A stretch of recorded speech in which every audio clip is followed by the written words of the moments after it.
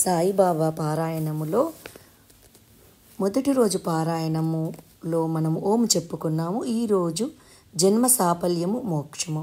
ఇక్కడ మనం ఒకటి గుర్తుంచుకోవాలి. మొదటి రోజు పారాయణము అంటే మొత్తం 32 కథలు ఉన్నాయి కదా, అవన్నీ మొదటి రోజే కంప్లీట్గా చదవాలన్నది లేదు.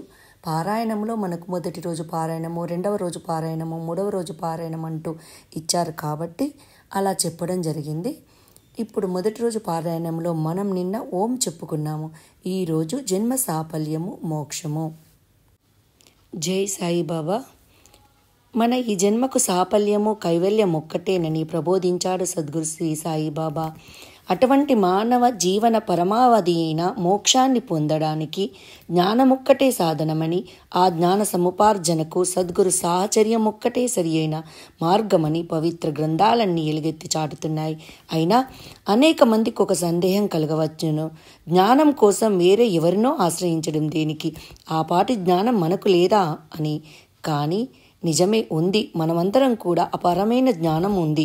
కానీ జ్ఞానం, మోక్షార్హత అనే 2 అవినాభావ విషయాలను నా గర్భసంపదనగా కలిగి ఉండటం వలనే జీవకోటి సమస్తములోనూ కూడా ఈ మానవ జన్మమే మహోత్కష్టమైనదిగా పరిగణించబడుతూ ఉంది. కానీ ఇకనైనా కర్మ నుండి తప్పించుకొనవలనన్న ఉద్దేశంతోనే జీవుడు శరీరంలో చొరబడతాడు. కానీ దేహాన్ని ఆశ్రయించగానే సంకల్పాన్ని విస్మరించుతాడు.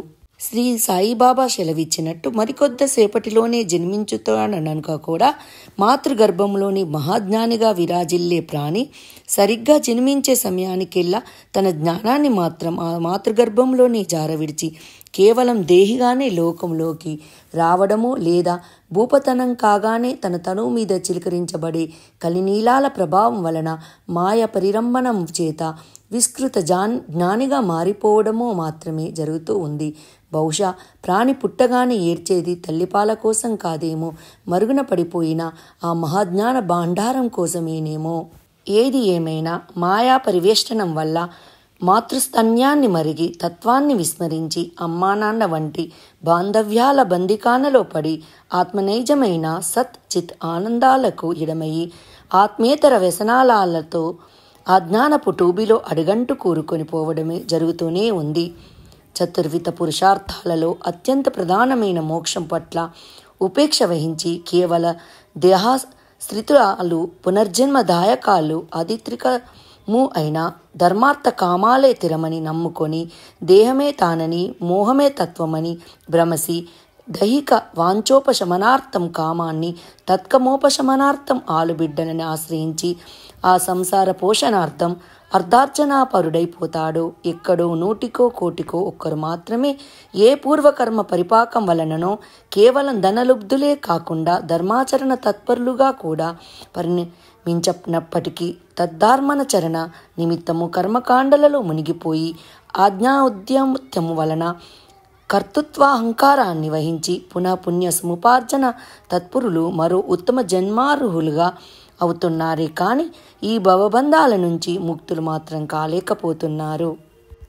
ఆ కారణంగా మనం జ్ఞానులమే అయినప్పటికీ కూడా ఆ జ్ఞానం మాయ వలన ఏర్పడిన అజ్ఞానం చేత కప్పబడిపోయి ఉండడం వలన పునః దానిని ప్రకాశమానం చేసుకోవడానికి గాను అనునిత్యం సాధన చేయవలసి ఉంటుంది.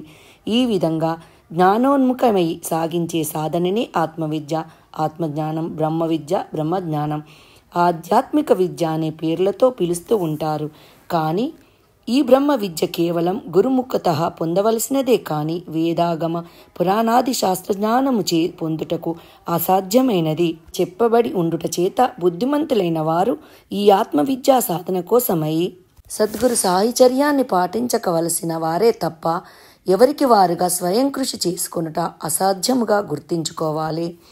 అంతనే కాని అదేదో స్వయం సాధన అసిధార వ్రతతుల్యమైన ఆత్మవిద్య అని మర్చిపోకూడదు. ఉదాహరణకు ఒకటి జోడిస్తే లబ్ధం, 2 అనేది లౌకికం కాదు, ఒకటేననేది లౌకికం కాదు, ద్విధాభా సమానం అనేది అలౌకికం. ఇటువంటి ఎన్నో విభిన్న విధానాలతో కూడుకునినది అవిజ్ఞాన గోచరంగా చెప్పబడేదే శరతత్వము అయిన ఈ ఆత్మవిద్య సిద్ధత్వము సద్గురు చరణాలకు సర్వస్య శరణాగతి చేయడం కంటే వేరొక మార్గం లేదని ప్రాప్తించుకుందురు కాక. ఓం శ్రీ సమర్థ సద్గురు సాయినాథాయ నమః. ఈ రోజుటికి మనకు 2వ పార్ట్ అయిపోయింది. 3వది పార్ట్ అంటే మొదటి రోజులో 3వది ఎవరి సద్గురువు అన్నది రేపు తెలుసుకుందాము. ఈ వీడియో మీకు నచ్చినట్టయితే కామెంట్ చేయండి, సబ్స్క్రైబ్ చేసుకోండి. మరిన్ని వివరాల కోసము పక్కనే ఉన్న బెల్ ఐకాన్ని క్లిక్ చేయండి. మళ్ళీ రేపు కలుసుకుందాం.